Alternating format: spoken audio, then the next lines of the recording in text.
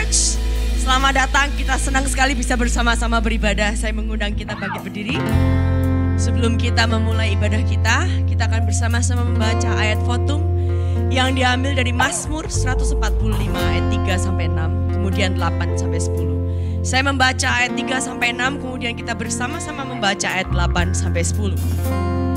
Besarlah Tuhan dan sangat terpuji, dan kebesarannya tidak terduga. Angkatan demi angkatan akan memegahkan pekerjaan-pekerjaan dan akan memberitakan keberkasaanmu. Semarak kemuliaanmu yang agung dan perbuatan-perbuatanmu yang ajaib akan kunyanyikan. Kekuatan perbuatan-perbuatanmu yang dahsyat akan diumumkan mereka, dan kebesaranmu akan kuceritakan. Sama-sama. Tuhan itu pengasih dan penyayang, panjang sabar dan besar kasih setianya. Tuhan itu baik kepada semua orang dan penuh rahmat terhadap segala yang dijadikannya. Segala yang kau jadikan itu akan bersyukur kepadamu ya Tuhan. Dan orang-orang yang kau kasihi akan memuji engkau. Mari sama-sama kita berikan sorak-sorai puji syukur kita kepada Tuhan. Mari kita arahkan hati dan pikiran kita kepada Dia, Sang Pencipta kita yang agung.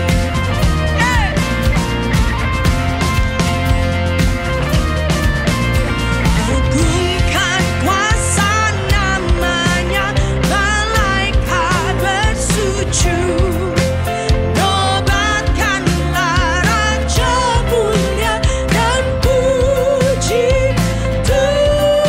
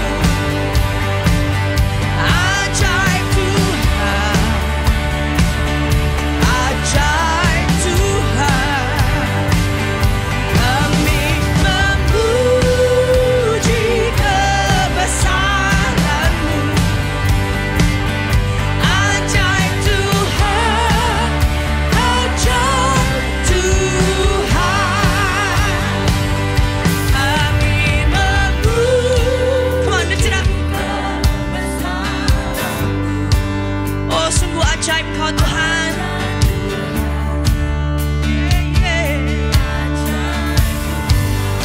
Kami memuji, kami memuji kebesaran-Mu. Ajaib Tuhan, ajaib Tuhan,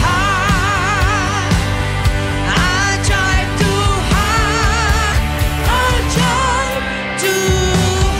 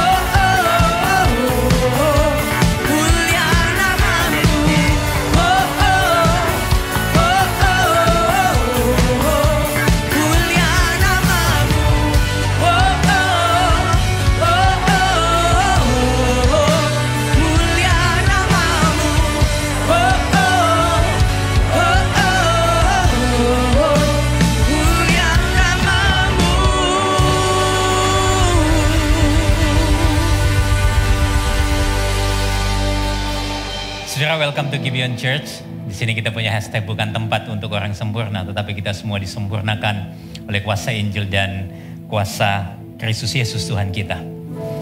Setelah kita sudah memasuki pertanyaan yang ke-8 dan seperti biasa saya akan membaca pertanyaannya.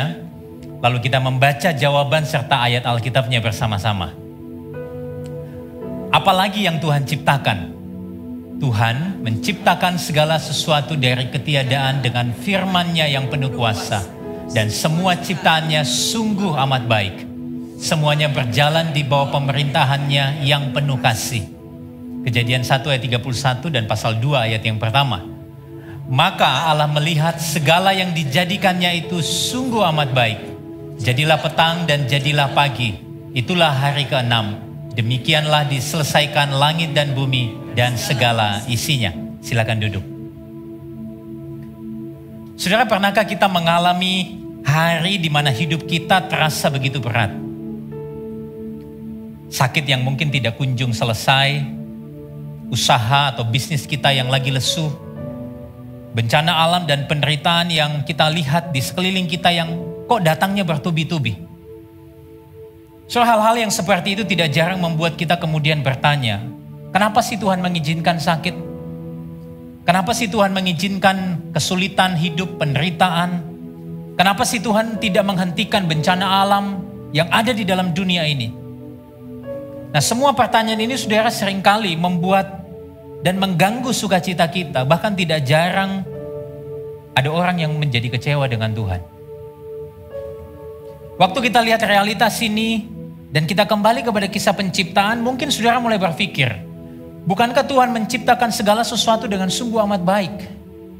Lalu bagaimana mungkin hal-hal yang buruk bisa terjadi dalam ciptaan yang sungguh amat baik itu?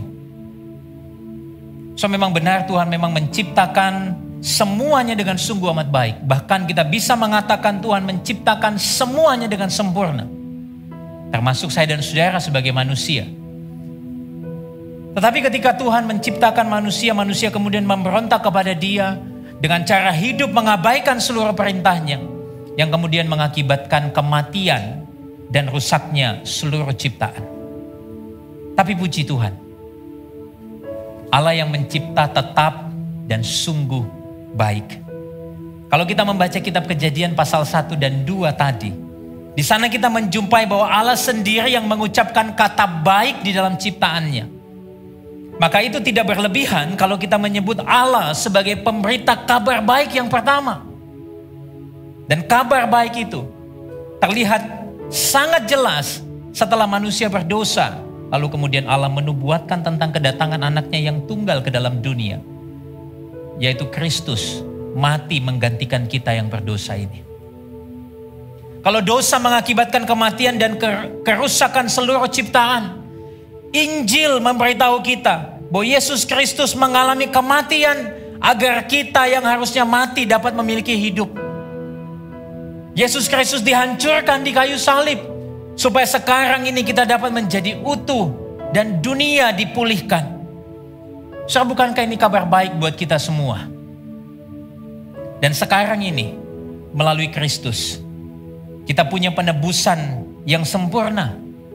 Dan kita menantikan pembaharuan total akan seluruh ciptaan. Waktu kita melihat rasa sakit, penderitaan, bahkan kematian, di dalam terang karya penebusan Kristus, sekarang ini kita punya pengharapan. Pengharapan bahwa kelak semuanya akan dipulihkan, bahkan disempurnakan.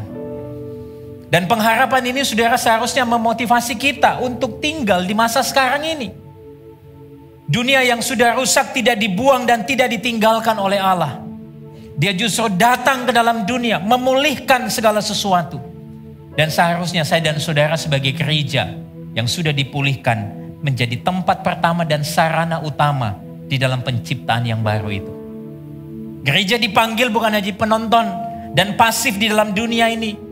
Bukan juga seperti penumpang yang terancam di dalam dunia yang hanya menunggu waktu untuk diselamatkan di dalam penantian dunia yang tenggelam ini. Tidak saudara, justru saya dan saudara, gereja adalah komunitas orang-orang yang diutus Allah untuk berdampak bagi dunia saat ini.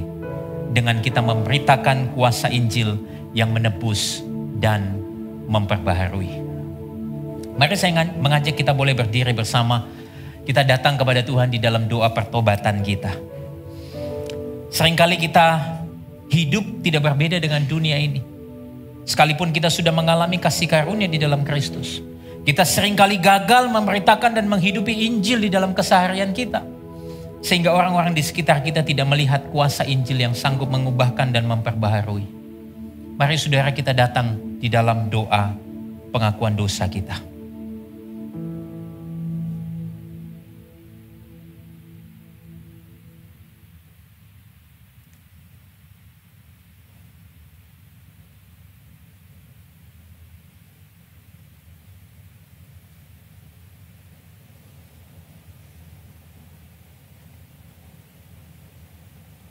Tuhan, kami datang kepadamu, memohon anugerah-Mu, memohon pengampunan-Mu. Kalau seringkali sebagai umat-Mu kami gagal di dalam menghidupi Injil, dan kami sungguh berterima kasih. Sekalipun kami gagal, Engkau tidak pernah menyerah, bahkan tidak pernah membuang kami. Engkau bahkan dengan setia menopang, mendampingi, bahkan masih mau memakai kami yang tidak sempurna ini sebagai sarana pemberita Injil-Mu di muka bumi ini. Kami juga mau berterima kasih akan pengharapan yang Engkau sediakan, di mana kelak Engkau akan memulihkan segala sesuatu di dalam dunia ini. Kami sungguh bersyukur akan janji dan pengharapan itu. Kami berdoa di dalam nama Tuhan kami Yesus Kristus. Amin.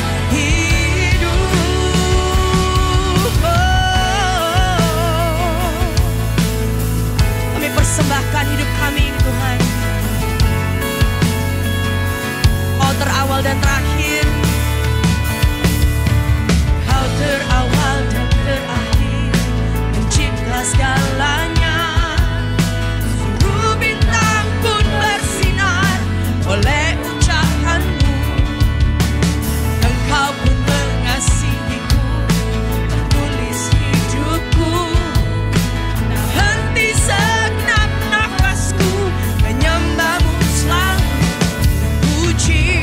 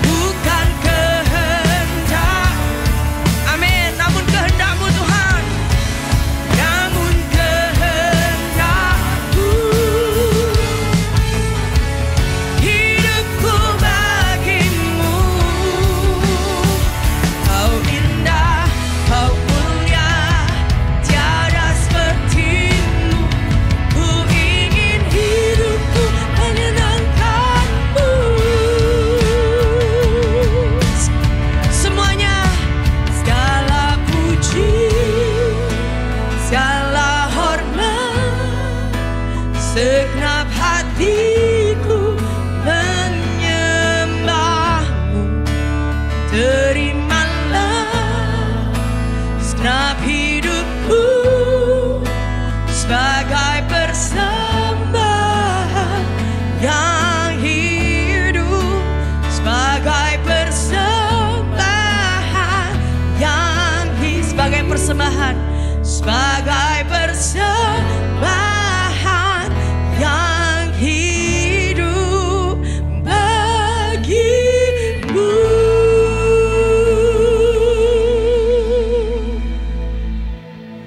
Ini doa kami Tuhan. Hidup kami yang sudah Engkau tebus.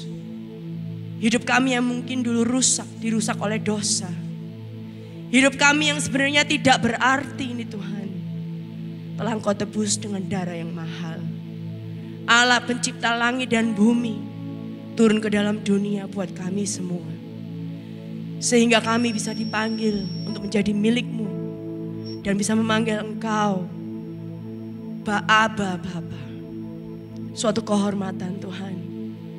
Biarlah kami ingat akan kebenaran itu. Dan saat ini kami kagum akan kasih-Mu, akan kemuliaan-Mu, akan kekudusan-Mu Tuhan. Dan kekudusan-Mu itu milik kami. Holy, holy, holy, Lord God Almighty. Early in the morning, our soul shall rise to Thee. Holy, holy, holy, merciful and mighty, God in three persons, blessed Trinity.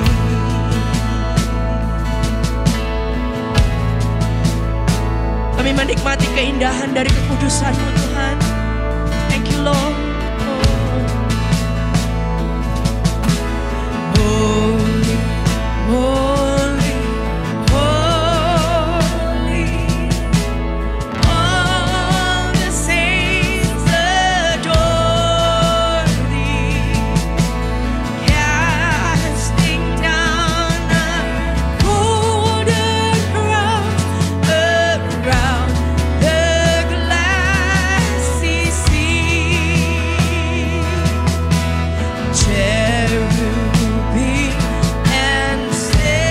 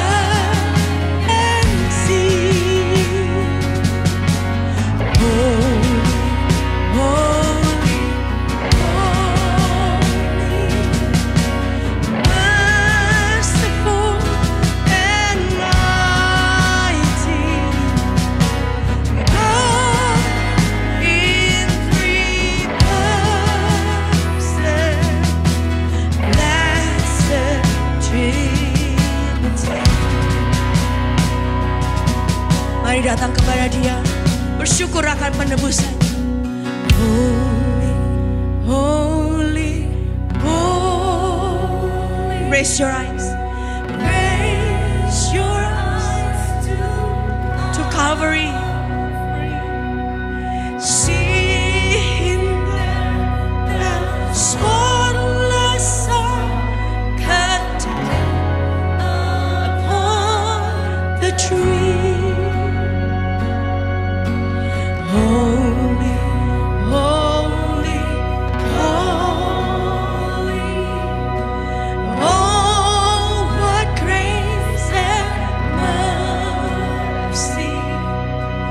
Christ fully punished, sinners fully free. Sekali lagi katakan Christ. Christ fully punished, sinners fully free. Haleluya. Kristus dihukum supaya kami yang berdosa dibebaskan. Such a high price for your holiness, God. Harga yang sangat mahal untuk kami bisa menikmati kekudusan-Mu. Bahwa Allah yang kudus bisa bersatu dengan umat-Nya melalui darah Kristus. Terima kasih Bapa. Ajar kami untuk mengingat siapa kami di hadapan-Mu, siapa kami di dalam Engkau. Sehingga saat kami menjalani kehidupan kami di dalam dunia yang jasmani ini, kami ingat Tuhan bahwa sesungguhnya kami ini adalah milik kekekalan. Kami adalah milik-Mu. Sehingga apapun yang ada di depan kami Tuhan, kami berjalan bersama-sama dengan Engkau. Kalau sebentar kami akan mendengarkan firman-Mu, biarlah Injil terus menguatkan, Injil terus mengubahkan, Injil terus mengkalibrasi hati kami. Dan biarlah hari ini kami memandang hanya kepada-Mu Tuhan. Hanya di dalam nama Tuhan Yesus kami berdoa dan bersyukur. Amin. Silakan duduk saudara.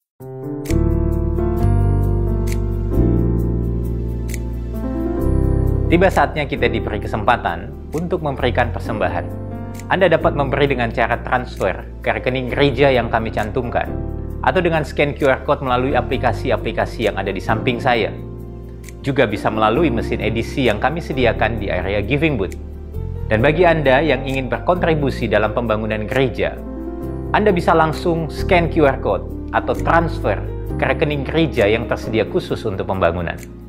Semua informasi yang dibutuhkan untuk memberi ada di kartu informasi Ways to Give di kursi masing-masing saat Anda datang.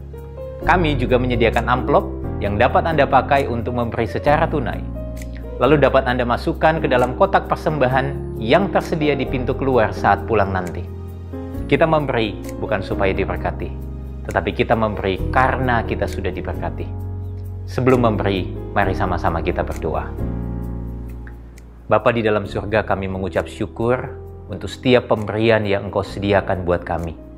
Kami tahu ini semua harus kami kelola dengan bijaksana.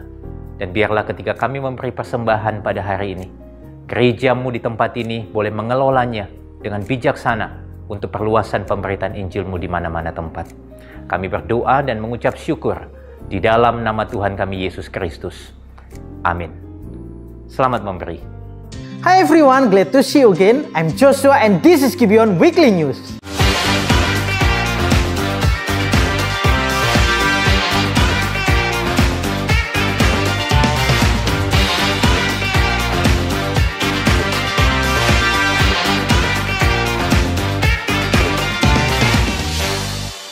Shalom Jemaat Gibeon terkasih. Tahukah saudara bahwa waktu yang kita sediakan secara khusus di dalam merenungkan tentang keadaan hati kita yang rentan dengan dosa adalah satu cara yang baik untuk dapat memeriksa hati kita dan memfokuskan kembali mata hati kita untuk memandang kepada Kristus. Melalui sermon series kita yang baru, The Road to the Cross, kami telah membagikan reflective card. Pastikan saudara mendapatkan reflective card di minggu ini dan minggu-minggu selanjutnya, karena di dalam reflective card tersebut terdapat kutipan yang dapat menguatkan saudara, pertanyaan reflektif dari khotbah yang disampaikan, dan saudara juga dapat menuliskan hasil perenungan saudara di kartu tersebut. Di dalam Reflective Card juga tersedia QR Code yang dapat saudara akses untuk mendengarkan sermon series The Road to the Cross.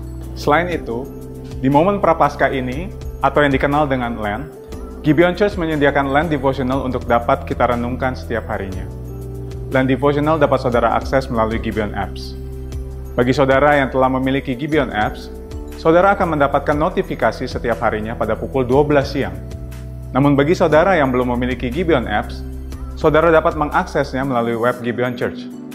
Kami berdoa, biarlah melalui Lent Devotional ini kita dapat merenungkan, mempersiapkan hati kita, dan mengalami kebahagiaan sejati serta keajaiban kasih karunia penebusan Tuhan kita saat kita mengingat kematian dan kebangkitan Kristus, Tuhan kita. Amin. Salah satu topik yang mungkin cukup sering menjadi perdebatan adalah topik seputar pribadi dan keilahian Roh Kudus, serta manifestasi kuasanya. Alkitab memberikan penjelasan secara spesifik tentang seperti apa pribadi ketiga dari Allah Tritunggal tersebut. Bagi peserta kelas Anda pasti selamat, ini adalah kabar gembira bagi Anda. Karena kelas APS minggu keempat hari ini akan memberikan penjelasan tentang Roh Kudus secara alkitabiah. Pastikan Anda hadir tepat waktu pada pukul 3 sore di Gibeon Church lantai 1. Dan minggu depan ada topik yang tidak kalah menarik, yaitu bebas dari jerat iblis. Kami sangat bersyukur dan berterima kasih untuk donasi dan support yang telah Anda berikan selama ini dalam proses pembangunan gedung gereja Gibeon. Bagi Anda yang rindu berkontribusi dalam bentuk dana, Anda dapat melakukannya dengan cara scan QR Code pada kartu di kursi Anda, atau melalui nomor rekening di layar ini. Atau Anda juga dapat mengunjungi giving booth di basement. Mari kita sama-sama terus dukung dan doakan proses renovasi dan pembangunan Gibeon Church ini demi penyebaran Injil dan demi kemuliaan nama Tuhan. Bagi Anda yang memiliki anak yang digembalakan di Gibeon Kids, setelah ini ada info penting yang perlu Anda ketahui. Check this out. Hello parents, sebagai bentuk kepedulian gereja terhadap keamanan dan keselamatan setiap anak yang hadir dalam ibadah Kids, Gibeon Kids telah menyediakan fasilitas check-in dan check-out sebagai penunjang keamanan anak-anak saat berada dalam area gereja. Sehingga parents dapat merasa tenang dan nyaman saat mengikuti ibadah. Oleh karena itu, Gibeon Kids ingin menginformasikan beberapa hal berikut. Setiap parents yang telah hadir dan membawa anak perlu untuk melakukan proses check-in terlebih dahulu melalui lobby extension yang akan dipandu oleh usher. Setelah itu, parents dan anak diharuskan memakai gelang yang telah diberikan oleh usher sampai dengan ibadah selesai. Gelang yang dipakai oleh parents adalah sebagai tanda untuk Anda dapat menjemput anak Anda setelah ibadah selesai.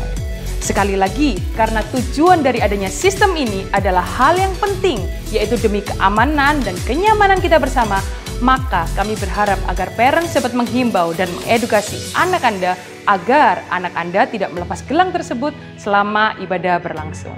God bless you. Sekian informasi untuk minggu ini. Happy Sunday and enjoy the sermon. Tepuk tangan saudara untuk pengumuman yang luar biasa. Amin saudara. Welcome to Gibeon Church. Bagi saudara yang pertama kali hadir bersama dengan kami mengucapkan selamat datang, welcome.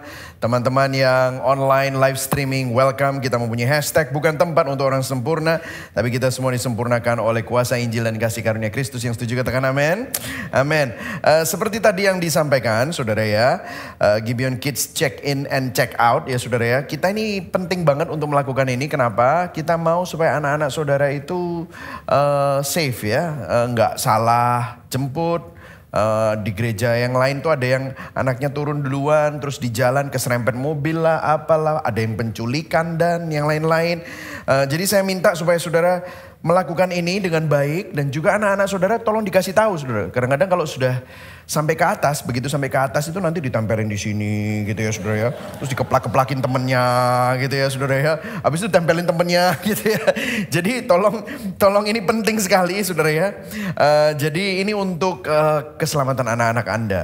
Setiap minggu itu lebih dari 250 anak yang ada di sini. Jadi banyak sekali dan para volunteer kita ini kesulitan kalau saudara nggak tahu siapa ini yang jemput siapa gitu ya. Make sure saudara melakukannya. Dan juga saudara seperti tadi yang disampaikan oleh Pastor Eric mengenai perenungan Prapaskah.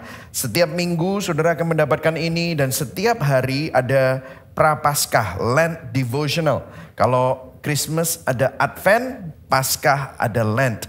Kalau di gereja-gereja Katolik itu biasanya mereka harus puasa. Kita tidak meminta Anda puasa, tetapi ini dilakukan biasanya muncul notifikasi dari app itu jam 12 siang. Waktu saudara makan siang, saudara bisa membaca, saudara bisa berdoa untuk mengingatkan dan mengarahkan hati Anda kepada salib Kristus dan Injilnya, terutama untuk mempersiapkan hati saudara menyambut Paskah dan Jumat Agung. Oke saudara? Nah, ini adalah minggu yang ketiga dari khotbah berseri The Road to the Cross. Dan hari ini kita akan bicara mengenai jalan memahami citra diri yang sebenarnya. Dan teks kita hari ini dari Roma 8 ayat 1 sampai 15. Saya akan membacanya dan saudara membaca yang biru ya saudara ya. Kita akan bergantian membacanya. Roma 8 ayat 1. Demikianlah sekarang tidak ada penghukuman bagi mereka yang ada di dalam Kristus Yesus. Roh yang memberi hidup telah memerdekakan kamu dalam Kristus dari hukum dosa dan hukum maut. Sebab apa yang tidak mungkin dilakukan hukum Taurat karena tak berdaya oleh daging telah dilakukan oleh Allah dengan jalan mengutus anaknya sendiri dalam daging yang serupa dengan daging yang dikuasai dosa karena dosa. Ia telah menjatuhkan hukuman atas dosa di dalam daging. Ayat 4. Supaya tuntutan hukum Taurat digenapi di dalam kita yang tidak hidup menurut daging tetapi menurut roh. Ayat 5 saudara lagi. Sebab mereka yang hidup menurut daging memikirkan hal-hal yang dari daging. Mereka yang hidup menurut roh memikirkan hal-hal yang dari roh. Karena keinginan daging adalah maut, tetapi keinginan roh adalah hidup dan damai sejahtera. Ayat 7. Sebab keinginan daging adalah perseteruan terhadap Allah, karena ia tidak takluk kepada hukum Allah. Hal ini memang tidak mungkin baginya. Mereka yang hidup dalam daging tidak mungkin berkenan kepada Allah. Tetapi kamu tidak hidup dalam daging, melainkan dalam roh. Jika memang roh Allah diam di dalam kamu, tetapi jika orang tidak memiliki roh Kristus, ia bukan milik Kristus. Tetapi jika Kristus ada di dalam kamu, maka tubuh memang mati karena dosa, tetapi roh adalah kehidupan oleh karena kebenaran. Ayat 11, dan jika roh Dia yang telah membangkitkan Yesus dari antara orang mati diam di dalam kamu, maka Ia yang telah membangkitkan Kristus Yesus dari antara orang mati akan menghidupkan juga tubuhmu yang fana itu oleh rohnya yang diam di dalam kamu. Jadi saudara-saudara, kita adalah orang berhutang, tetapi bukan kepada daging supaya hidup menurut daging. Ayat 13, sebab jika kamu hidup menurut daging, kamu akan mati. Tetapi jika oleh roh kamu mematikan perbuatan-perbuatan tubuhmu, kamu akan hidup. Semua orang yang dipimpin roh Allah adalah anak Allah. Ayat 15, sebab kamu tidak menerima roh perbudakan yang membuat kamu menjadi takut lagi, tetapi kamu telah menerima roh yang menjadikan kamu anak Allah. Oleh roh itu kita berseru, ya Aba, ya Bapa. Berbahagialah orang yang mendengar firman Tuhan, memelihara dalam hatinya dan melakukan dalam hidupnya. Nah saudara, dalam khotbah berseri ini kita melihat bersama-sama jalan menuju salib. Betapa signifikan salib Kristus. Nah di minggu pertama kita melihat bahwa salib memberi jalan kepada pengampunan, di mana kita disembuhkan dari rasa bersalah kita. Minggu lalu Pastor Yakub Trihandoko mengubah pandangan kita bahwa melalui salib kita dapat melihat penderitaan itu berbeda. Pergumulan kesusahan dalam hidup itu berbeda pandangannya karena salib. Karena Yesus melalui salib masuk dalam penderitaan kita. Bukan supaya kita tidak menderita, karena kita pasti akan di dalam dunia ini pasti akan mengalami penderitaan. Tetapi di dalam penderitaan kita justru kita merasakan kasih cinta Yesus. Nah kita sudah membahasnya. Nah minggu ini kita akan melihat bagaimana salib sebenarnya adalah jalan untuk memahami citra diri saudara yang sesungguhnya. Nah menurut sekuler citra diri ini ada dua saudara ya. Dihasilkan dari dua macam. Yang pertama dihasilkan dari bagaimana seseorang menganggap pandangan orang lain terhadap dirinya. Bagaimana dia pikir orang lain itu memandang dirinya seperti apa. Jadi opini orang, apa yang orang pikirkan tentang dia. Kemudian yang kedua, citra diri itu dihasilkan dari bagaimana cara orang memandang dirinya sendiri. Bagaimana dia ingin menjadi dirinya yang ideal. Itu adalah pandangan sekuler, pandangan psikologis. Jadi ini citra diri ini dimensinya macam-macam. Dimensi fisik, bagaimana seorang mengevaluasi penampilannya, bentuk tubuhnya, cara berpakaian, cantik, ganteng, mukanya seperti apa, ya, mempresentasikan dirinya. Ada dimensi psikologis. Bagaimana mengevaluasi kepribadian seseorang secara psikologis. Intelektual juga begitu. Kecerdasannya, dimensi keterampilan. Keterampilan sosial, keterampilan teknis, Dimensi moral, bagaimana seseorang mengevaluasi nilai-nilai dan prinsip hidupnya. Dimensi seksual, bagaimana ada maskulinitas, femininitas di dalam norma-norma di masyarakat. Nah, apakah ini salah atau benar? Ya, menurut dunia seperti ini. Jadi dua hal, bagaimana orang memandang saudara dan bagaimana saudara memandang dirimu. Nah, citra diri yang seperti ini agak bermasalah. Kenapa? Karena ini semua tergantung dengan opini orang lain jadinya. Kalau orang lain ngomong tentang Anda itu baik, Anda dihormati, dihargai, Anda akan punya citra diri yang baik. Tapi what if something happen to you? Dan orang mulai ngomongin yang jelek tentang Anda. Apa yang terjadi dengan citra diri Anda? Anda akan merasa tertolak, Anda akan merasa tidak dihargai. Apa yang terjadi? Saudara akan mengalami citra diri yang buruk. Belum lagi kalau saudara melihat citra dirimu berdasarkan performamu, keberhasilan dan kegagalanmu, statusmu. Ya, kalau statusmu terus baik, bagaimana tiba-tiba sudah baik-baik nikah, tiba-tiba beberapa tahun kemudian cerai. Sudah baik-baik nikah, saudara setia, pasangan saudara yang selingkuh. Bagaimana kalau seperti itu? Performa serta keadaan kita ini sangat tidak menentu. Saudara sudah berusaha untuk berperforma dengan baik, tiba-tiba ekonomi bermasalah. No matter how good your performance is not good enough. Saudara udah berperforma dengan baik, bisnismu baik, tiba-tiba keluargamu yang berantakan. Apa yang terjadi? Citra dirimu juga rusak. Saudara merasa aku good businessman, tapi kok keluargaku kacau balau. Sehingga citra diri saudara terpengaruh oleh performa saudara. Jadi kalau pandangan citra diri kita berdasarkan opini orang lain dan performa diri sendiri, bagaimana kita melihatnya, maka ini akan menjadi sesuatu yang masalah gitu saudara.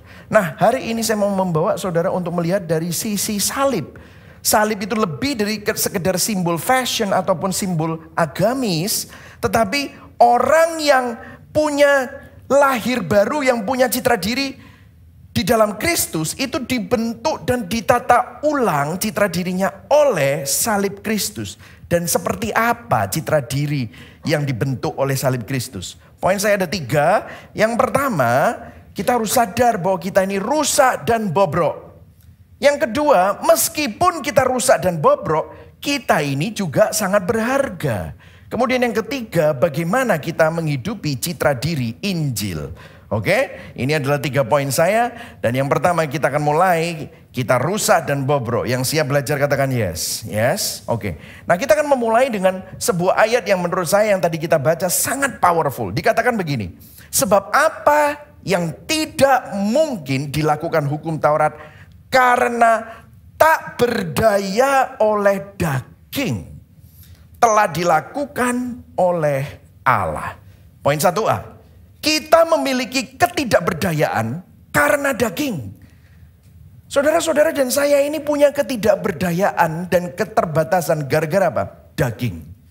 Nah, kita tadi baca Roma 8. Nah, untuk menjelaskan ketidakberdayaan ini, saudara harus lihat Roma 7. Karena Rasul Paulus menjelaskan di Roma 7 akan ketidakberdayaan ini. Di Roma 7 ayat 18 dikatakan begini. Dia menjelaskan tentang ketidakberdayaan tentang daging ini.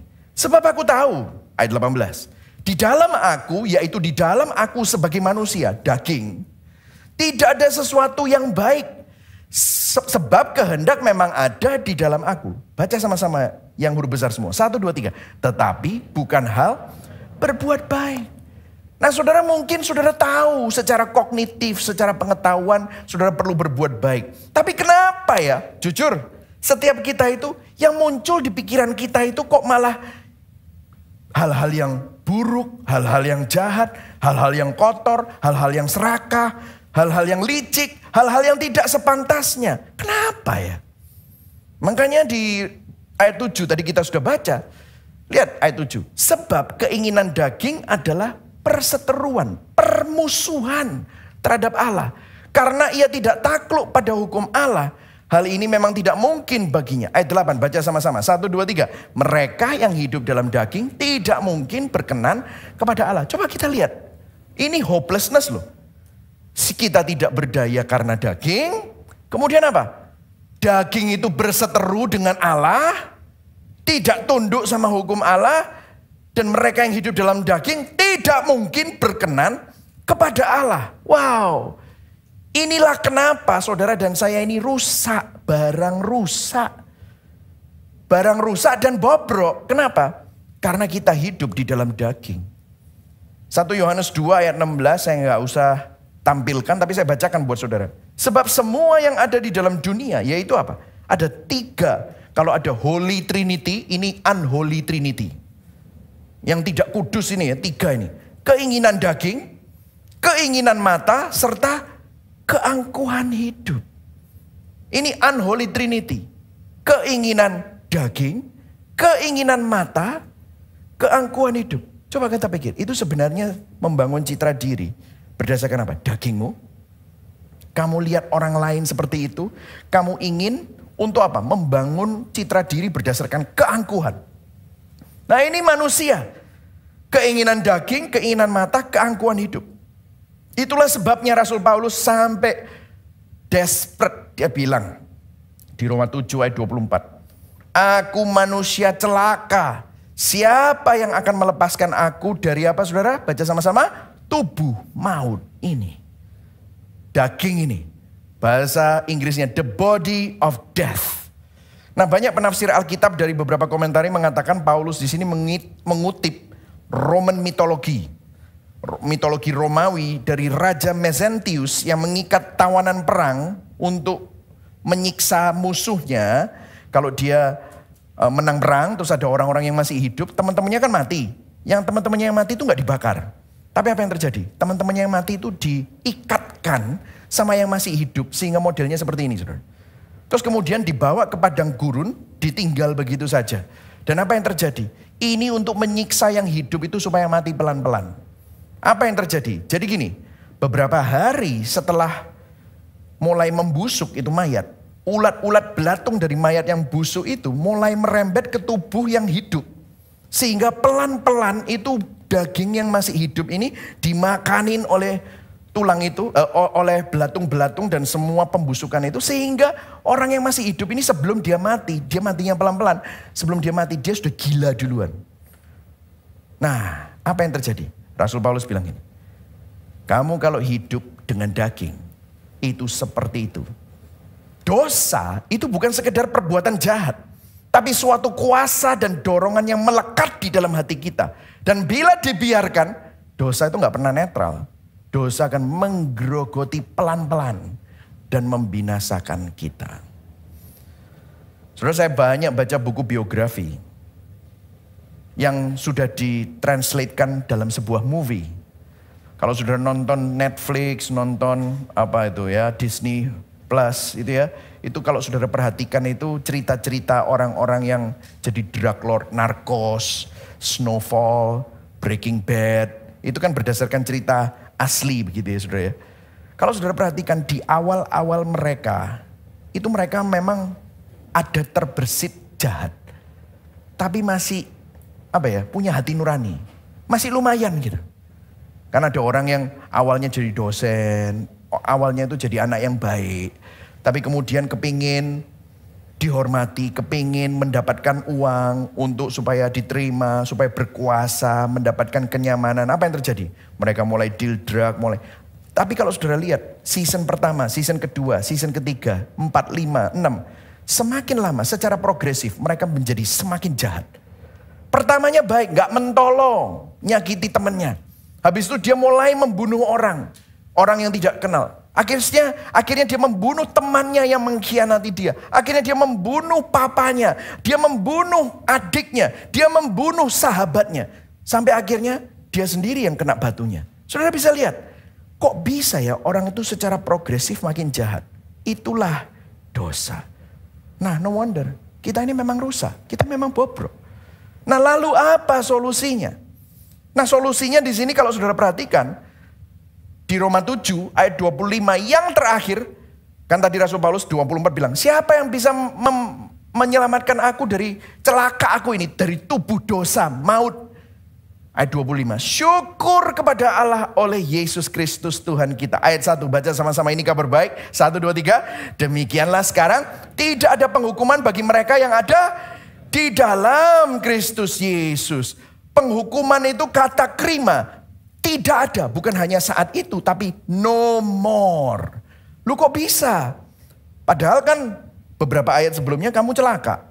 Tidak ada yang baik. Lu kok bisa? Kamu padahal masih bisa berdosa, tetapi sekarang no more condemnation. Tidak ada lagi penghukuman. Bagaimana caranya? Nah, caranya di ayat 2. Dikatakan begini. Roh yang memberi hidup telah memerdekakan kamu di dalam Kristus. Oh, dikasih hati yang baru melalui Roh Kudus. Dikasih Roh Kudus yang memberi hidup untuk memerdekakan kita dari hukum dosa dan hukum maut. Nah, ini saya kasih doktrin dulu ya saudara, nanti baru aplikasinya. Gimana caranya? Nah, ini doktrin salib saudara, doktrin substitusi. Caranya gimana kok bisa roh itu masuk? Karena nggak bisa Roh Kudus campur sama dosa. Nggak bisa kan? How can Roh Kudus masuk ke dalam hati kita yang penuh dengan dosa? Bukti ini perjanjian lama. Raja Saul, begitu dia membangkang sama Tuhan, Roh Allah meninggalkan dia. Lah ini Rasul Paulus bilang, aku nggak ada yang, aku bobrok, aku rusak. Tapi ada roh yang hidup sehingga aku tidak lagi ada dalam penghukuman di dalam Kristus. Gimana caranya? Oh, caranya melalui salib, saudara. Disinilah Roma 8 ayat 3b. Kita baca sama-sama ya. Tadi kita sudah baca tapi baca pelan-pelan. 1, 2, 3. Dengan jalan mengutus anaknya sendiri dalam daging yang serupa dengan daging yang dikuasai dosa. Karena dosa ia telah menjatuhkan hukuman atas dosa di dalam daging. Dia yang tidak mengenal dosa menjadi dosa supaya barang siapa yang percaya kepadanya yang berdosa, yang tadinya berdosa itu jadi kebenaran. Allah mengasihi kita, dia mengaruniakan Yesus Kristus, mengutus anaknya sendiri dalam daging. Jadi manusia, dikuasai dosa karena dosa, tapi tidak berdosa. Dijatuhi hukuman atas dosa di dalam daging. Jadi gini saudara, kesimpulannya. Memang kita begitu rusak dan bobrok. Sehingga anak Allah, Yesus Kristus, harus mati di salib demi menyelamatkan kita. Yang setuju katakan amin. Yang setuju katakan terima kasih Yesus. Amin saudara. Ini saudara terima. Yesus menghidupi ketaatan yang seharusnya saudara dan saya hidupi. Tapi dia harus menjalani maut, hukuman dosa yang seharusnya saudara dan saya tanggung. Dia yang tanggung. Nah, ini luar biasa, ini adalah kabar baik saudara. Nah, saya masuk ke dalam poin yang kedua. Jadi memang kita bobrok. Kita rusak, namun kita juga sangat berharga. Berdasarkan ayat tadi, ada seseorang yang namanya C.S. Lewis memberikan quote yang luar biasa di dalam bukunya Mere Christianity. Dia bilang begini ya, by the way sebelum saya kasih quote-nya, manusia itu kepingin jadi Tuhan ya. Dari awal Adam dan Hawa tidak percaya Tuhan, dibilang kalau makan pohon itu kamu jadi seperti Tuhan. Anak manusia pingin jadi seperti Tuhan. Tapi lihat apa yang Tuhan lakukan. The Son of God became a man to enable man to become sons of God. Anak Allah menjadi manusia untuk memampukan manusia menjadi anak-anak Allah. Padahal manusia kepingin jadi Tuhan. Tapi Tuhan begitu rendah hati. Dia jadi manusia. Mati bagi saudara dan saya. Untuk memampukan saudara yang ingin jadi Tuhan. Jadi anak-anak Allah. Wow, luar biasa saudara. Coba kita lihat ayatnya. Dikatakan begini. Sebab jika kamu hidup menurut daging, kamu akan mati. Tetapi jika oleh roh kamu mematikan perbuatan-perbuatan tubuhmu, kamu akan hidup. Nah, apa yang terjadi? Semua orang yang dipimpin roh Allah adalah apa saudara? Anak Allah. Sebab kamu tidak menerima roh perbudakan yang membuat kamu menjadi takut lagi. Tetapi kamu telah menerima roh yang menjadikan kamu apa? Anak Allah. Oleh roh itu kita berseru apa? Ya Abba, ya Bapa. Wow, saudara sekarang jadi anak Allah. Di sini saudara perenungan kita ya. Paskah ya. Lent Prapaskah. Sadarkah kita bahwa kita sudah begitu rusak dan bobrok. Namun tahukah saudara? Kita juga begitu berharga karena anak Allah Yesus Kristus rela mati di salib demi menyelamatkan kita. Amin, saudara. Nah, Tim Keller bilang begini, kuasa Injil datang dalam 2 gerakan. Yang pertama, bilang begini, memang kita ini berdosa. Saya lebih berdosa dan bobrok dari yang saya dapat percayai. Banyak orang itu tidak mengaku kalau dirinya itu bobrok, berdosa. Selalu ngakunya apa? Aku lumayan, aku baik. Dibandingkan sama orang berdosa lain. Aku paling tidak korupsi, aku paling tidak seperti dia membunuh. Tapi sama saja kita ini bobrok berdosa. Tetapi ada gerakan yang kedua. Secara cepat diikuti, saya diterima. Dikasihi jauh melebihi yang saya bisa harapkan. Nah, citra diri yang seperti ini luar biasa, saudara. Perhatikan ya, saudara. Orang yang berinjil dapat memiliki citra diri yang sesungguhnya. Orang yang tinggi hati, dia berusaha bangun citra dirinya dengan kehebatan, pencapaian, prestasi, kekayaan, kegantengan, kecantikan, di mana semuanya sia-sia. Kalau saudara sekarang masih belum merasakan kehancuran, tunggu tanggal mainnya. Sehebat-hebatnya mahkotamu dalam dunia, itu nanti pasti akan saudara disadarkan kalau kena musibah, akhirnya harus kena kejahatan, penderitaan, bahkan akhirnya kematian. Kalau saudara terima Yesus, saudara oleh anugerah sadar, aduh Tuhan, aku ini bukan siapa-siapa ya Tuhan.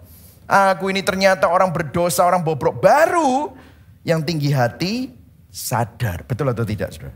Aduh Tuhan, ampuni aku Tuhan. Tapi sebaliknya ada orang yang mungkin tokonya tutup, dia sakit, keluarganya berantakan, anaknya memberontak, pernikahannya kacau, dia rendah diri karena gagal. Tapi waktu ketemu Yesus, waktu dijamah oleh anugerah, dia sadar bahwa dia memang gagal, bobrok, berdosa. Tapi Tuhan pencipta dan langit dan bumi mengasihi sampai apa? Rela mati buat dia. Akhirnya apa? Yang rendah diri pun dapat diangkat. Kalau kita orang Kristen dan kita punya pemahaman seperti ini, kita sadar kita nggak bisa ngeremehin orang lain, nggak bisa rendahin orang lain. Kita mau sombong apa? Semua hanya karena anugerah. Yang setuju katakan amin. Anugerah. Mau sombong apa? Kalau saudara rendah diri, jangan rendah diri. Karena kamu punya anugerah, buktinya Tuhan penciptamu rela berkorban untuk menyelamatkan kamu. Jadi pada saat yang sama, kamu tidak rendah diri. Oke? Jadi kalau saudara sudah melihat ini ya, ini doktrinnya. Nah sekarang saya mau kita berdialog lebih mengenai aplikasinya. Ada orang yang bilang gini, Pastor, ngerti kok aku gitu. Bagus, ngerti. Tapi gini loh Pastor, jujur ya. Hidup oleh roh itu kan susah. Kalau hidup oleh daging itu dosa, nikmat. Gimana saya ngalahin kenikmatan dosa? Anyway kan aku kan selamat toh. Saya udah dengar, oh Tuhan mengasihi kamu bukan karena perbuatanku, tapi perbuatannya Yesus. Aku kan dosanya pasti diampuni. Ya tapi ini loh susah, ngelepasin dosa yang nikmat ini loh susah. Siapa di sini yang pernah dengar pertanyaan begitu? Atau mungkin saudara tanya begitu juga. Dosa itu nikmat loh Pastor. Yes. Nah saya jawab ya pakai cara begini. Saya mau tanya, berapa banyak di sini makanan tidak sehat itu enak gak? Wah ini jawabannya kok kayaknya nggak sure gitu. Yang kebaktian pertama, kebaktian kedua langsung jawab gitu. Ini makanan tidak sehat enak gak? Enak gitu ya saudara, semuanya langsung gini ya enak. Kenapa?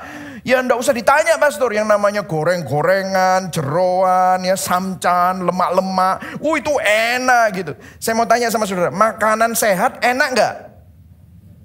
Duh, tergantung. Saudara harus belajar menikmatinya. Betul atau tidak saudara?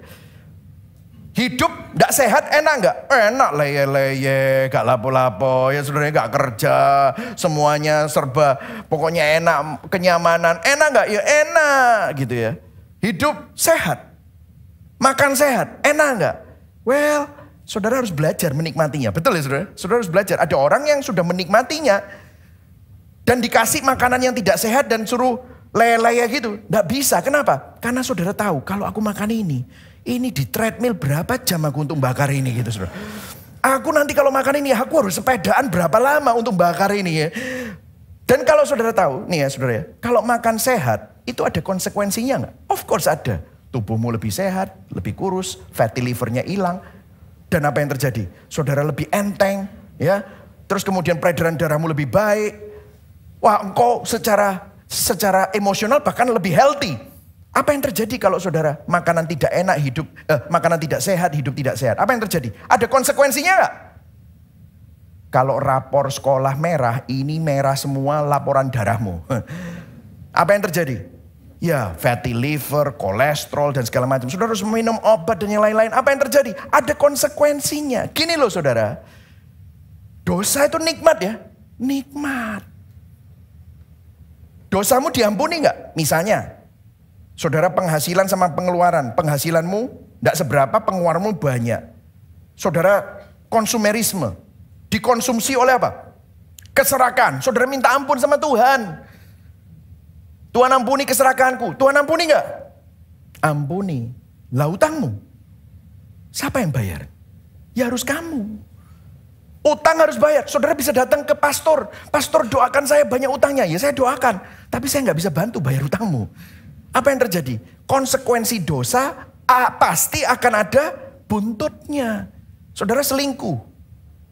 Ampuni Tuhan, dosa perzinahan. Tuhan ampuni istrimu. Belum tentu. Anakmu. Butuh proses konseling. Jadi begini saudara. Dosa nikmat gak? Nikmat. Tapi ada konsekuensinya. Hidup oleh roh. Saudara harus belajar menikmatinya.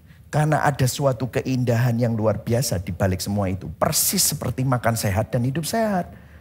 Nah, bagaimana caranya menghidupi semua ini? Bagaimana kita menghidupi citra diri? Karena kalau tidak, saudara selalu disiksa oleh citra diri yang tidak sehat itu tadi. No wonder saudara selalu merasa rendah diri, merasa insecure, merasa cemas. Kenapa? Nah ini kita lihat ya. Gimana? Coba kita lihat di sini ayat 13. Sebab jika kamu hidup menurut daging, kamu akan mati. Tetapi jika oleh roh, kamu mematikan perbuatan-perbuatan tubuhmu, kamu akan hidup. Nah saudara perhatikan, kalau saudara lihat Roma 6, Roma 7, maka setiap kali Rasul Paulus berbicara tentang perbuatan tubuh atau daging, yang dimaksud itu bukan cuma hanya tentang daging-daging ini ya, tapi usaha kita untuk menjadi penyelamat bagi diri sendiri. Kita berusaha untuk menjadi penyelamat bagi diri sendiri dengan apa? Membangun citra diri dengan kehebatan-kehebatan kita, dengan pencapaian kita, dengan kekayaan kita. Itu yang kita bangun. Akhirnya apa yang terjadi? Kamu pasti akan kecewa, kamu akan mati.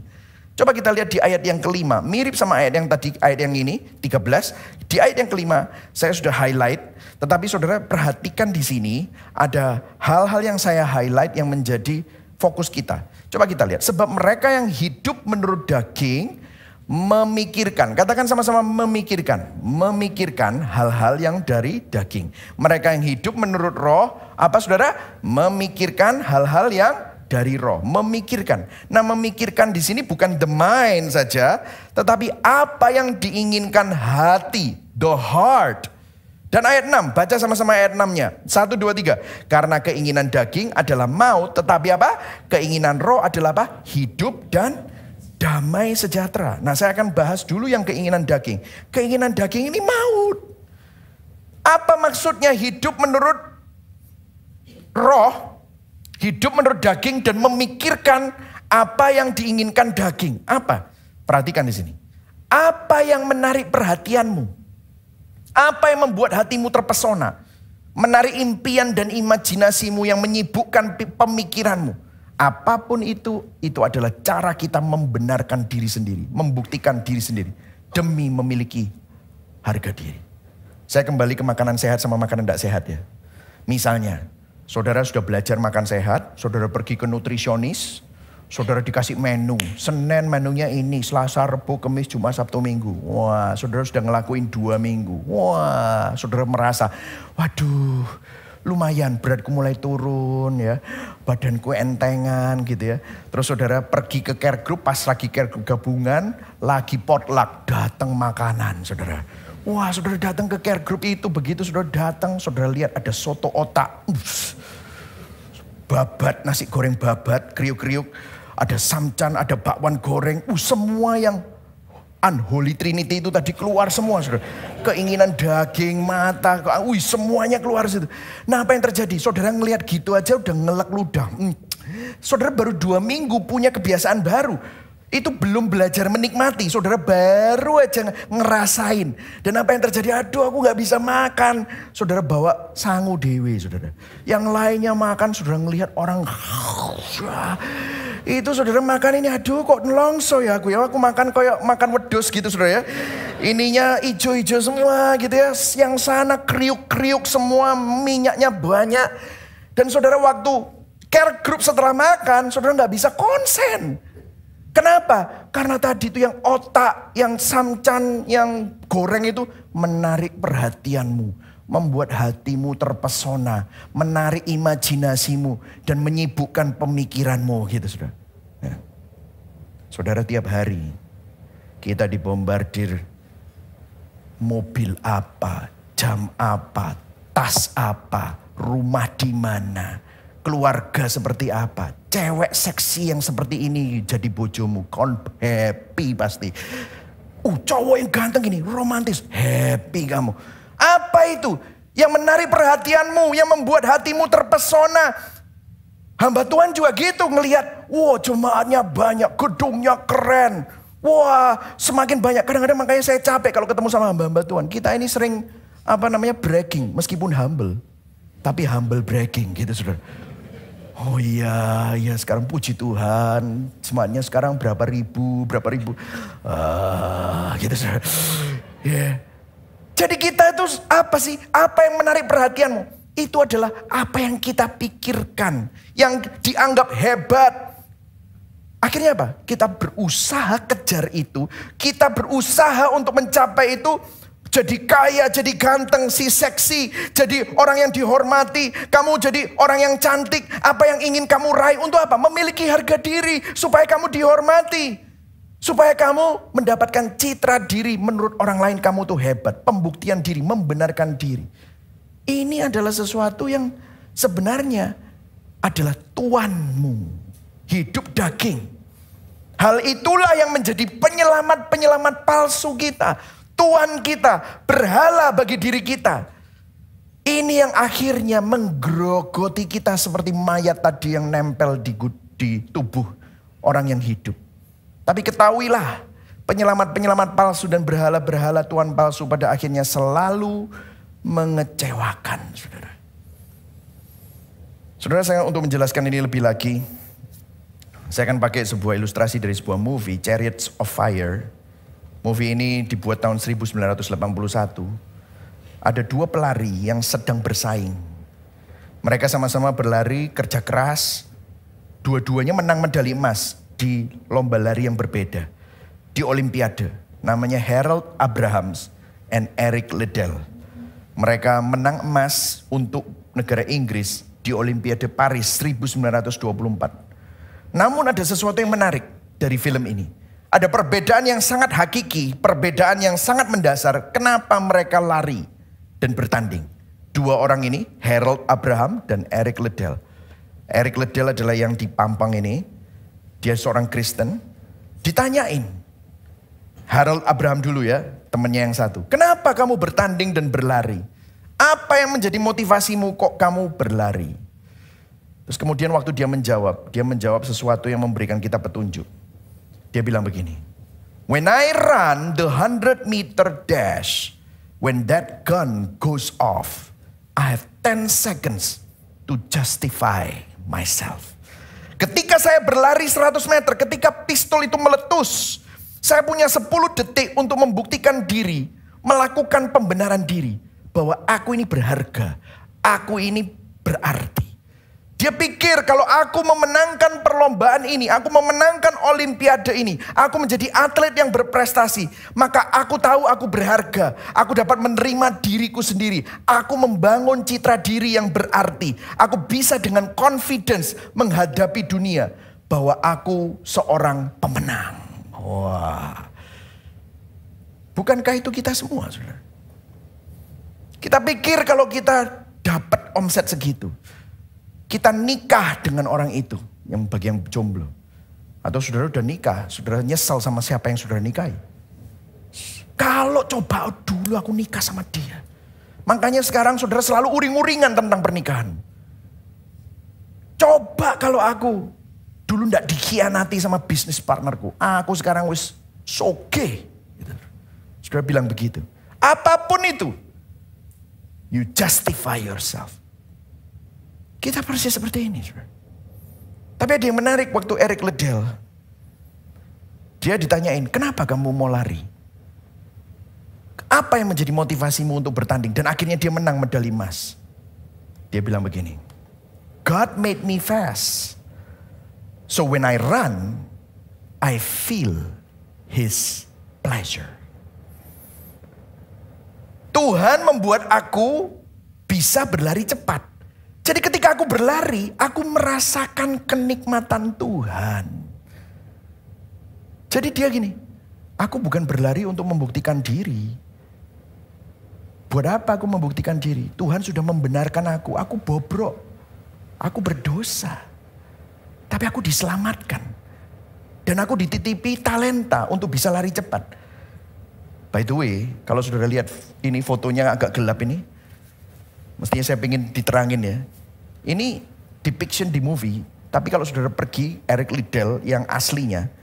Itu benar-benar orangnya kalau lari ya kayak gitu. Gitu. Sambil lihat atas. Gitu sambil senyum.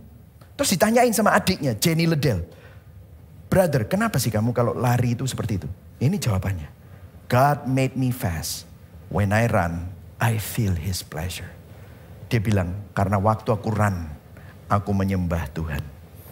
By the way, setelah menang medali emas, beberapa tahun kemudian dia pergi ke China jadi misionaris. Dan beberapa tahun kemudian, dia mati di penjara sebagai misionaris. Saudara gini ya, keduanya sama-sama berlari. Tapi Harold Abrahams yang pertama berlari untuk menjadi juru selamat bagi dirinya sendiri. Tapi yang kedua Eric Liddell, dia berlari untuk memuji juru selamatnya. Karena apa? Karena sudah diselamatkan. Eric Liddell berlari dengan kebebasan. Kalau menang, soli deo gloria, segala kemuliaan bagi Tuhan. Kalau kalah, dia tahu dia sudah melakukan dengan segenap hatinya. Namun Harold Abrahams berlari dengan suatu kecemasan, ketakutan, kekhawatiran. Bagaimana nanti kalau aku kalah? Dan dia berlari berusaha untuk membuktikan diri, membenarkan diri. Bahkan di film setelah dia menang, dia tetap merasa gak puas. Kenapa? Dia takut, gimana kalau aku gak bisa mempertahankannya? Berhala-berhala dan penyelamat palsu selalu mengecewakan dan tidak pernah memberikan ketenangan dan kepuasan. Jadi hidup menurut daging dan memikirkan hal-hal yang dari daging bukan hanya pikiran kotor atau buruk, namun intinya apa yang saudara taruh pikiran hatimu, di mana ada sesuatu yang selain Yesus, itulah yang menjadi penyelamat-penyelamat fungsional kita, penyelamat palsu kita. Jadi penyelamat palsu ini rumusnya seperti ini, saudara. Kalau saya kaya, kalau saya sukses, kalau saya cantik, saya nikah sama dia, saya punya bisnis ini, saya punya rumah di sini, punya anak. Anak saya perempuan semua. Kalau saya punya anak laki, saya pasti bahagia. Saya punya omset segini, saya punya aset segini. Baru saya akan bahagia, puas, tenang, damai. Berarti percaya diri, berharga. Itu semua usaha menyelamatkan diri sendiri. Itu adalah penyelamat palsu. Saudara, saya pernah, nih saya kasih kasus yang mirip-mirip ya. Ada dua orang muda yang pernah kehilangan pekerjaan, ini dua masa yang berbeda, saudara. Mereka kehilangan pekerjaan bukan karena kesalahan mereka, tetapi gara-gara atasannya pilih kasih, difitnah, kehilangan pekerjaan dua-dua. Gara-gara tindakan bodoh dari atasannya dan tindakan tidak adil dari atasan mereka, keduanya kehilangan pekerjaan. Dan catatan karir mereka, keduanya tercoreng. Yang pertama, orang yang pertama berhasil mengatasi. Dia memaafkan bosnya, melanjutkan hidupnya, dapat pekerjaan baru, mulai meniti karirnya meskipun mulai dari bawah, namun karirnya mulai menaik lagi meskipun sempat tercoreng. Tapi waktu tercoreng itu pun dia juga mendapatkan pelajaran yang berharga yang membuat dia jadi orang yang bijaksana. Tapi orang yang kedua, dia nggak bisa melewatinya. Merasa getir, pahit, sinis, marah. Sehingga apa? Mempengaruhi karirnya, mempengaruhi pekerjaannya, mempengaruhi seluruh jalur karir di masa depannya. Saya ingat waktu ada orang-orang yang berusaha bersimpati, memberikan support secara emosional. Dikasih simpati, empati, enggak lah. Kamu tuh, aku ngerti, aku pernah kayak gitu. Ya dikasih simpati, emosi. Tapi semakin banyak dia menerima simpati yang masuk, semakin dia merasa self-righteous. Dia semakin merasa benar, semakin marah sama bosnya, semakin marah sama orang yang memfitnah dia. Bahkan dia marah sama Tuhan gara-gara situasinya ini. Dan semakin besar rasa kasihan pada dirinya sendiri. Dan dia menjadi lebih buruk, saudara. Akhirnya teman-temannya coba yang lain.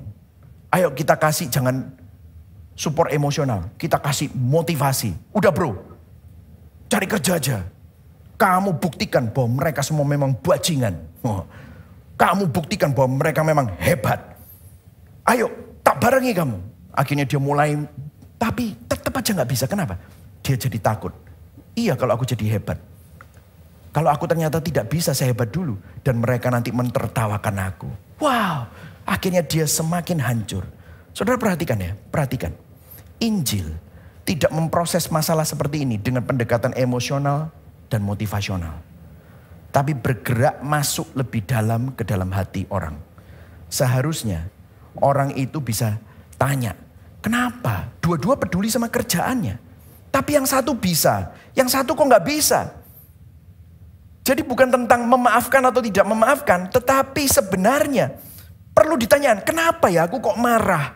Kenapa ya kok aku merasa kasihan sama diriku sendiri?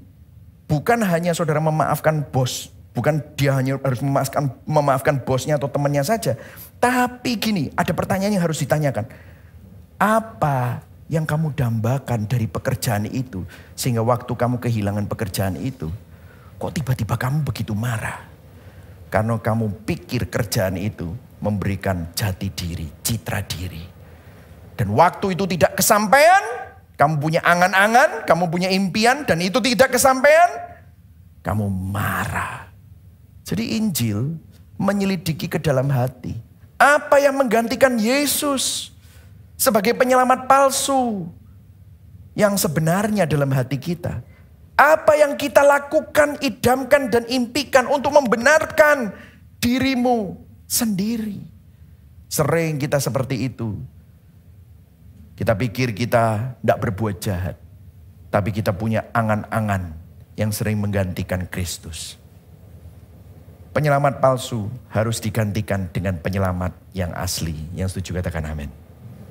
Bagaimana caranya? Caranya begini saudara. Dikatakan, hidup menurut roh, memikirkan hal-hal yang dari roh.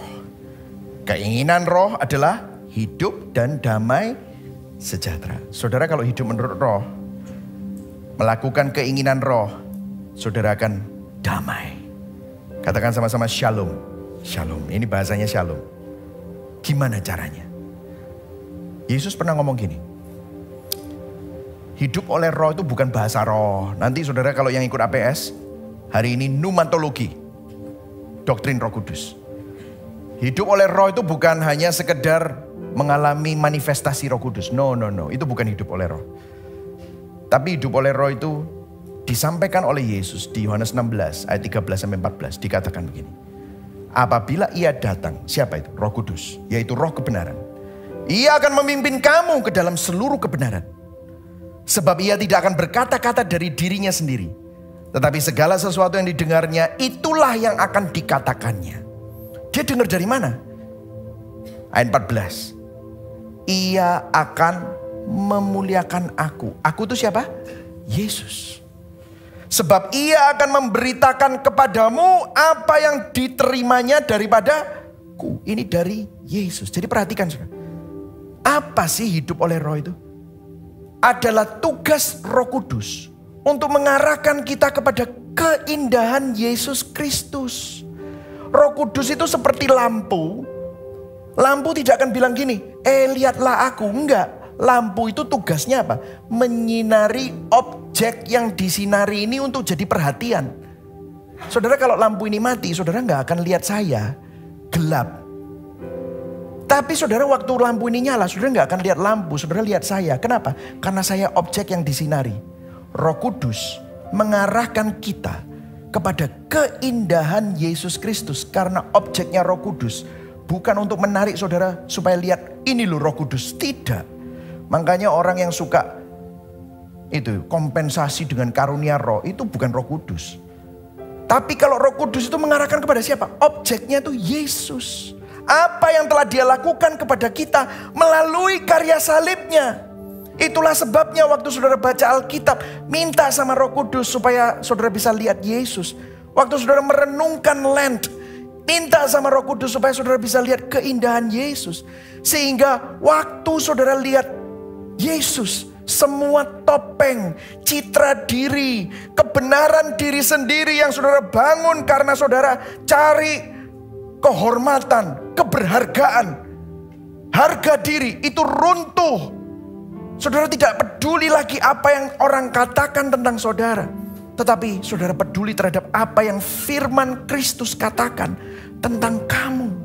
Sehingga itu lebih nyata dari apapun yang orang lain, bahkan papamu, mamamu yang pernah mencerca kamu, yang seringkali membuat hatimu sakit, itu tiba-tiba runtuh. Karena firman Kristus jauh lebih nyata daripada apapun.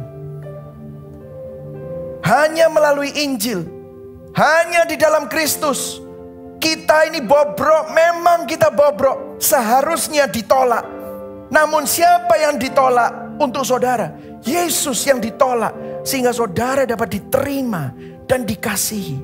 Kita memang bersalah, seharusnya kita dihakimi, namun Yesus yang dihakimi, sehingga saudara dan saya dibenarkan. Kita berdosa, seharusnya dihukum. Namun siapa yang dihukum? Yesus yang dihukum, sehingga kita dikuduskan. Kita ini memang hina, seharusnya dibuang, diabaikan. Namun disalib, Yesus berkata, "Allahku, Allahku, mengapa engkau meninggalkan aku?" Siapa yang diabaikan Bapa? Yesus yang diabaikan Bapa. Supaya saudara dan saya menerima kemuliaan Yesus. Tidak ada sistem pemikiran citra diri. Tidak ada sistem filsafat citra diri yang seindah ini. Tidak ada agama dari timur dan barat yang mampu melakukan konsep ini semulia dan seindah Injil. Saudara dan saya tidak berharga mestinya. Namun Yesus Kristus yang paling berharga rela bayar harga untuk membuat kita yang tidak berharga menjadi sangat-sangat berharga. Yang setuju katakan amin. Taruh ini di hatimu. Taruh ini di pikiranmu. Ini lebih indah daripada semua yang dunia tawarkan. Semua Instagram berusaha bombardir saudara. Semua itu tidak seindah ini. Saudara, kesaksian pribadi. Saya pun harus terus-menerus bertobat. Saudara. Ada kalanya sebagai gembala sidang, sebagai pengkhotbah yang mengkhotbahkan Injil setiap minggu, saya jatuh. Kadang-kadang saya orang yang perfeksionis. Saya dulu bekas CEO, saya sangat ingin profesional. Ada hal-hal yang menurut saya tidak sesuai standar. Ini kurang cepat, kurang sistematis, kurang rapi, kurang terstruktur, kurang cepat secara profesional. Meskipun saya punya hak sepenuhnya untuk melakukan itu, karena saya bisa mempertanyakan itu. Namun cara saya mungkin mempertanyakan. Kurang sopan. Mungkin attitude saya ada gregetannya. Saya mulai tanya. Dan itu mungkin membuat orang sakit hati, membuat orang tersinggung sama saya. Saya masih terbawa budaya barat. Mungkin saya pasif agresif. Mungkin poin saya betul, tapi cara saya menyampaikan salah. Saya harus cek kenapa ya kok saya menyampaikan dengan cara seperti itu. Ada marahnya, gregetannya, ada sewotnya. Setelah saya selidiki, Ternyata saya berusaha untuk menggantikan Yesus untuk jadi penyelamat bagi gereja ini. Saya menggantikan Yesus sebagai kepala gereja dengan kedok excellent. Saya berpikir dengan performa saya, kalau saya jadi gembala sidang yang excellent, akhirnya apa? Gereja Gibeon jadi hub, ciamik, bagus. Waduh, saya harus bertobat. Saya harus minta maaf sama para staf. Saya harus minta maaf sama hamba-hamba Tuhan yang lain. Yang mungkin tanpa saya sengaja, saya menekan mereka. Karena cara saya perlu bertobat dari hati saya. Yang berupaya mengganti Yesus Kristus untuk menjadi juru selamat. Saya kilaf dengan performa saya. Saya pikir saya jadi berharga. Padahal saya nggak ada harganya. Yesus Kristus yang paling berharga, rela bayar harga untuk membuat kita yang tidak berharga jadi sangat berharga. Hal apa? Pertanyaan reflektif.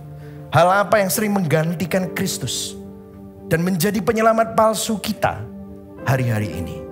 Hal apa yang kita ingin capai dan raih untuk membangun harga diri, untuk menyelamatkan diri, untuk membuktikan diri seperti Harold Abrams, seperti orang yang tadi marah gara-gara dipecat sama bosnya?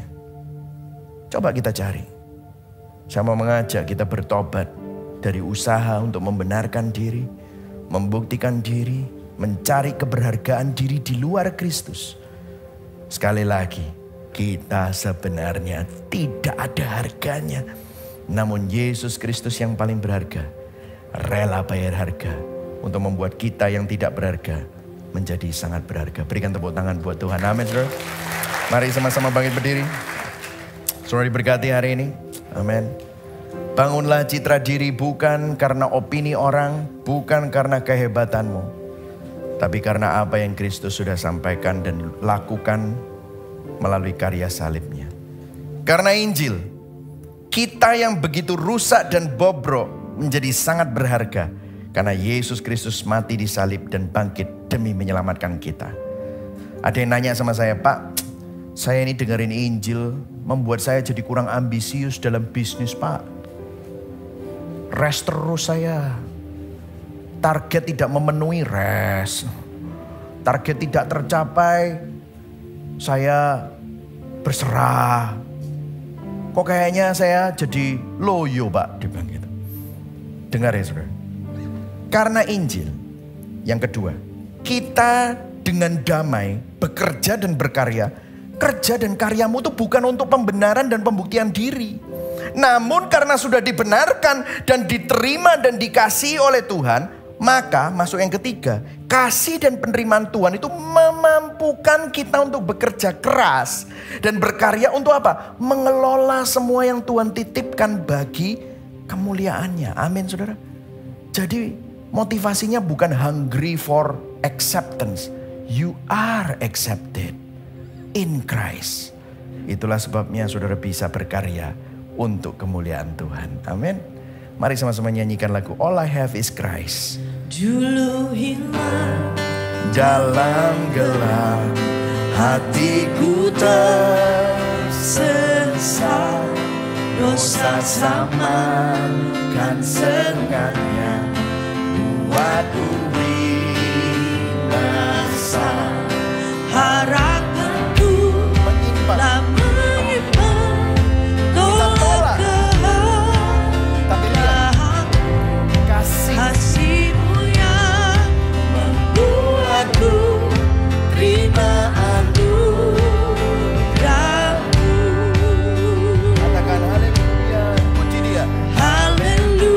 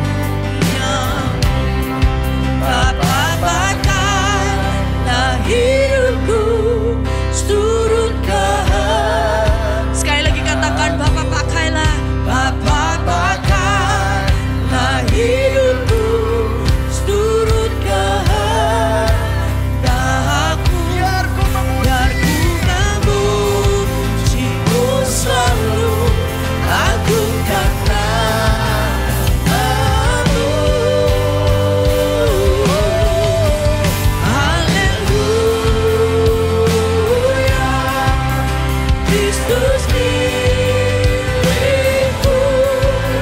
Haleluya, Yesus hidupku. Haleluya, all I have is Christ. Haleluya, Jesus is my life. Mari sama-sama kita berdoa. Saya rasa nggak ada satupun dari kita yang tidak perlu bertobat hari ini, termasuk saya. Sering ada hal-hal yang menggantikan Kristus dan menjadi penyelamat palsu di dalam hati kita semua. Ada hal-hal yang saudara mau capai dan raih untuk menyelamatkan dirimu sendiri. Apakah itu kehormatan, kekayaan, penghargaan, status, apapun itu. Seringkali kita kejar dan kita pikir itu akan membuat kita puas. Tapi itu adalah memikirkan daging. Seperti mayat yang terikat sama hidupmu, yang menggerogoti kita. Tapi biarlah hari ini kita bertobat dari usaha untuk membenarkan diri, membuktikan diri, mencari keberhargaan diri di luar Kristus. Datang kepada Kristus justru. Bertobat. Minta sama Roh Kudus, arahkan hatiku Tuhan sama keindahan salib. Arahkan hatiku Tuhan. Pada waktu aku baca firman, pada waktu aku merenungkan tentang keberdosaanku, ingatkan aku akan kasih-Mu. Sehingga firman Kristus yang Kristus katakan lebih nyata dari apapun yang orang lain katakan. Bahkan tuduhan-tuduhan dalam dirimu itu tenggelam sama keindahan Kristus. Tuhan, aku berdoa untuk para jemaat-Mu.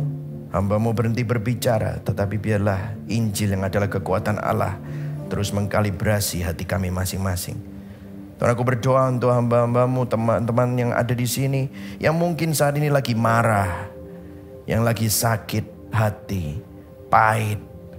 Mereka tidak sadar mungkin kalau mereka marah karena ada sesuatu yang mereka inginkan. Tetapi mereka tidak dapat itu karena mereka pikir itu yang akan membuat mereka puas. Tapi biarlah hari ini Engkau yang membukakan pikiran mereka bahwa mereka butuhkan Yesus. Mereka tidak butuh terobosan keuangan ataupun jasmani, mujizat jasmani yang mereka tunggu-tunggu. Tetapi yang sebenarnya mereka butuhkan adalah Engkau. Biar Engkau rangkul, Engkau sembuhkan sakit hati mereka, kepahitan mereka. Tell them that you are there for them, God. Terima kasih. Terima ini saudara. Mari sama-sama kita arahkan hati dan tangan kita pada Tuhan yang menyelamatkan, memelihara dan menopang kita. Jemaat yang dikasihi Kristus, engkau mempunyai citra diri oleh anugerah. Engkau dikasihi, engkau milik Kristus. Engkau berharga karena Dia rela bayar harga dan membuat engkau sangat berharga. Tuhan memberkati engkau dan melindungi engkau. Tuhan menyinari engkau dengan wajah-Nya dan memberikan engkau kasih karunia. Tuhan menghadapkan wajah-Nya kepadamu dan memberikan engkau damai sejahtera. Kiranya Allah Bapa, kasih setia dari Tuhan Yesus Kristus, dan kuasa Roh Kudus melingkupi saudara, menguatkan saudara, memberkati dan menyertai saudara dari sekarang sampai Maranatha, bahkan sampai selama-lamanya. Yang percaya dan menerima sama-sama katakan amin. Berikan tepuk tangan buat Tuhan Yesus.